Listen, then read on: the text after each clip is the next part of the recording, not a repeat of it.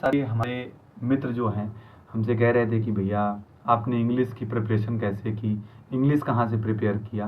तो मैं आपको बता देना चाहता हूँ कि इंग्लिश हमारे लिए एक बहुत टेढ़ी चीज़ रहती है, क्योंकि हम लोग जो है ना, ये हमारा जो यूपी बिहार ये जो बेल्ट है ना, ये वाली, इसमें क्या है, इंग्लिश से इनका बहुत लूज हैंड रहता है ना, बहुत तंग हाथ रहता है और इंग्लिश इतनी अच्छी नहीं होती। जीएस ईएस तो पूरी रट डालते हैं यूपी बिहार के बंदे लोग, लेकिन यदि हम लोग इंग्लिश की बात करें, मैथ भी बहुत अच्छी हो जाती लेकिन इंग्लिश नहीं हो पाती। उनमें, उन बच्चों में, उन विद्यार्थियों में मैं भी एक था कि मुझे भी इंग्लिश से बहुत प्रॉब्लम होती थी।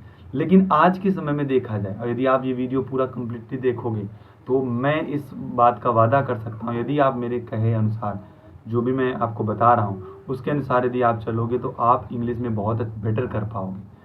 आज मैं प्योर हिंदी मीडियम से पढ़ा हुआ विद्यार्थी रहा हूँ और यूपी बोर्ड से मैंने पढ़ाई की है, लेकिन अंग्रेजी को मैंने कैसे बेहतर किया उसके बारे में ये मेरा खुद का एक्सपीरियंस है, मैं आपके साथ शेयर करूँगा। तो देखो, आज यदि मैं इतना कॉन्फिडेंट हूँ, इतना मुझ में कॉन्फिडेंट है कि यदि आप एक इंग्लिश मीडियम के विद्यार्थी को मेरे सामने ले आओ, अच्छा खासा हो विद्यार्थी, और उसको आप सीजीएल का पेपर दिलवाओ मेरे साथ में, तो मैं वादा करता हूँ कि मैं उससे पीछे नहीं रहूँगा। जितना उसका स्कोर आएगा उससे बेहतर ही मेरा स्कोर आएगा, जो कि मैं हिंदी मीडियम से रहा हूँ। मेरे लिए कंप्रीहेंशन और लैंग्वेज और ग्रामर ये सब बहुत मुश्किल चीज़ें थी, लेकिन कहते हैं कि मतलब यदि आप मेहनत करना चालू कर दो, यदि आप प्रयासरत रहोगे तो आपको सफलता ज़रूर मिलती है, आपको नॉलेज ज़रूर मिलता है। तो बस यही मेरा इंटेंशन था, मैंने अपना मेहनत की और मुझे वो चीज़ें मिली भी और उसका रिजल्ट भी दिखने लगता है। यदि आप किसी सफ़र में होते हो ना, तो आप जब चलते हो तो कुछ ना कुछ दूरी जो है ख़त्म होती ही जाती है। तो ऐसे ही शिक्षा में भी, पढ़ाई में, जब आप थोड़ा आगे चलते हो तो आपके एग्ज़ाम में, मॉक में आपके मार्क्स जो होते हैं बेहतर होते जाते हैं। तो अब आते हैं इंग्लिश का प्रिपरेशन के। देखो, इंग्लिश में 3 पिलर हैं बेसिकली। क्या है? कंप्रीहेंशन पार्ट है, दूसरा है ग्रामेटिकल पार्ट है, थर्ड नंबर देखा जाए तो वोकैब का हिस्सा है। 3 हिस्सों में अंग्रेजी की तैयारी होती है। तो मैं 1 बाय 1 बताऊंगा। पहले मैं वोकैब के लिए आपको बताता हूँ कि वोकैब कैसे करनी। देखो, किसी भी लैंग्वेज में अपने आप को एक्सप्रेस करने के लिए, अपने आप को अभिव्यक्त करने के लिए आपको शब्दों का संग्रह बहुत ज़रूरी है। कहते हैं कि मतलब यदि कोई भी लैंग्वेज बोलता है, लगभग वो 8-10 हज़ार शब्दों में ही अपना पूरा जीवन व्यतीत कर देता है। तो आपको क्या करना है, 5-10 हज़ार वर्ड्स ऐसे हैं आपको सीखने हैं जो आपके दैनिक यूज़ में हैं, और जो कि कॉम्पिटिटिव एग्ज़ाम की तैयारी करे तो और भी अपना जो वोकैब का दायरा है उसको तो बढ़ाना पड़ेगा। हमारी गाड़ी भी आ रही है तो उसको भी पास कर देंगे, तब और बात करेंगे। तो अभी 2 मिनट के लिए आप 1 सेकेंड रुकिए। तो मैंने बात की थी वोकैब के लिए, तो वोकैब के लिए शब्दों को तो याद करना ही पड़ेगा आपको। तो आपको क्या करना है, कोई भी डिक्शनरी उठा लेना कहीं से भी, ठीक है। यदि आपका एग्ज़ाम ओरिएंटेड तैयारी कर रहे हो तो भाई देखो, यदि बेसिक चीज़ें नहीं मालूम होंगी ना तो आप नहीं कर पाओगे। तो मेरा तो यही था फंडा, मैंने जैसे सीखा है, मैं तो सीधे डिक्शनरी खरीदी थी एक, और उसमें जो भी इंपॉर्टेंट मीनिंग लगती थी मैं वोकैब अपना मॉक भी एक तरफ देता रहता था इंग्लिश की वोकैब। अरे यार, इधर बज गया। तो मैं क्या करता हूँ कि अपना कहीं से भी वोकैब अच्छी मिलती है, एग्ज़ाम ओरिएंटेड मिलती है, तो मैं उसको लिख लेता हूँ, उसको रिवाइज़ करता हूँ, उसको पढ़ता हूँ कई बार डेली। मतलब रेगुलर रखो कि कम से कम 50 से 40 to 50 शब्द जो हैं डेली आपको देखने ही देखने, और वो जो 50 आपने पढ़े हैं उनको भी देखना है, रेगुलर प्रैक्टिस करनी है आपकी। तो एक डिक्शनरी आपको खरीद लेनी है और उस डिक्शनरी से 1 बाय 1 वर्ड मीनिंग को आपको देखना है, उसका यूसेज देखना है, कहाँ पर यूज़ होती है।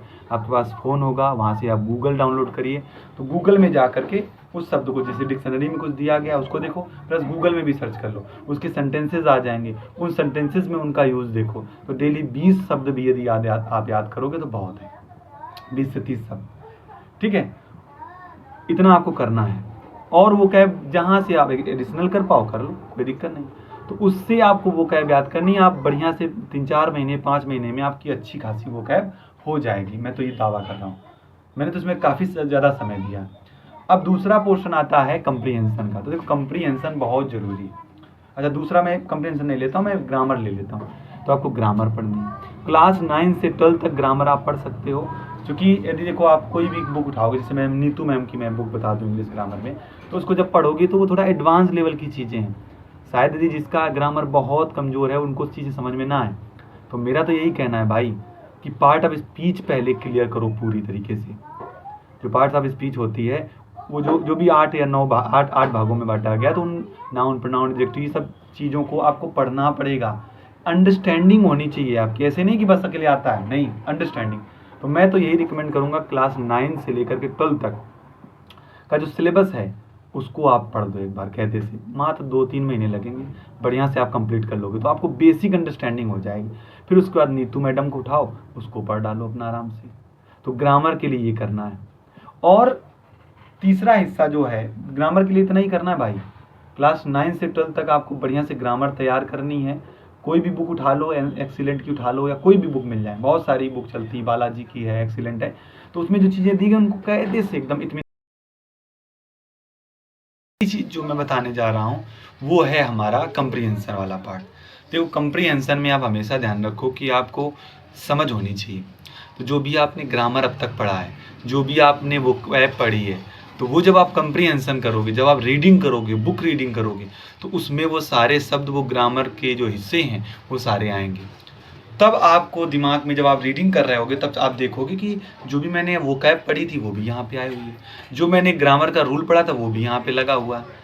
तब आप तीनों चीज़ों को जज कर पाओगे, तीनों चीज़ों को कनेक्ट कर पाओगे।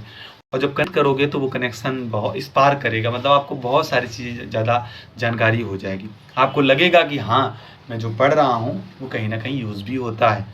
तो आप चीज़ों को कनेक्ट कर पाओगे, किस संदर्भ में उसका यूज़ होता है वो भी समझ पाओगे।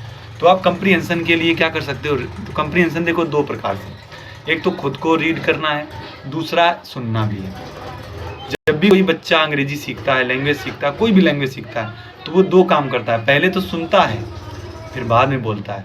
तो पहले आपको क्या करना है, कोई नेटिव स्पीकर है, यदि आप नेटिव स्पीकर को नहीं समझ पा रहे हो, तो कोई भी भारतीय यदि कोई बोलता है अंग्रेजी में, तो बहुत सारे स्पीचेस आप इंग्लिश के सुन सकते हो जिसमें आपका इंटरेस्ट हो, उसको सुनना चालू करो। और एक तरफ जो है रीडिंग करना चालू करो, ज़्यादा से ज़्यादा रीड करना चालू करो। और रीडिंग जब आप करोगे तो बहुत सारे शब्द आएंगे, और जो शब्द नहीं उसमें रीडिंग में भी आपको शब्द नहीं आते तो उनको भी एक डायरी बना लो, उसमें उन शब्दों को लिखा करो। इतना कार्य अब आप प्रतिदिन करते रहोगे जो मैंने बताया है आपको। सबसे पहले तो क्या करना है, आपको वोकैब तैयार करना है रेगुलर बेसिस पर, ठीक है। डिक्शनरी से जहाँ से वोकैब मिले एक डायरी बना लो, उसमें लिखना। ग्रामर तैयार करनी है क्लास 9 से 12 तक, या नीतू मैडम की ले सकते हो ग्रामर की बुक। तीसरा आपको कंप्रीहेंशन के लिए आपको क्या करना है, कंप्रीहेंशन समझने के लिए, चीज़ों को, इंग्लिश लैंग्वेज को समझने के लिए आपको बुक रीडिंग करनी है। कोई भी नॉवेल पढ़ सकते हो, कुछ भी आप पढ़ सकते हो। यदि आप इतना कार्य करते रहोगे ना, तो मैं आपसे वादा करता हूँ कि यदि आप 4-5 महीने यदि आप कर लोगे ना, तो अच्छी खासी अंडरस्टैंडिंग इंग्लिश की आ जाएगी। और फिर उसको इन्हेंस करना है, पहले बेस तैयार करो भाई। बेस के लिए तो यही करना ही पड़ेगा। और जब बेस तैयार हो जाएगा तो फिर अपने हिसाब से वो कैब पढ़ना चालू करो। कोई भी किताब उठाओ, कठिन से कठिन किताब उठाओ। और हाँ, आप वो कैब तैयार कर रहे हो या जो ग्रामर पढ़ रहे हो, मैंने कहा मॉक बहुत ज़रूरी है लगाना। तो जो भी आप जब पढ़ भी रहे होगे तो मॉक जरूर लगाना है, या प्रीवियस ईयर की कोई बुक ले लो, उसके एक सेट डेली लगाया करो। इतना ये भी काम साथ में करते चलना है, तब इंग्लिश बहुत अच्छी हो जाएगी। और आप 5 या 6 महीने में ही इंग्लिश में आपको अच्छी महारत हासिल हो जाएगी।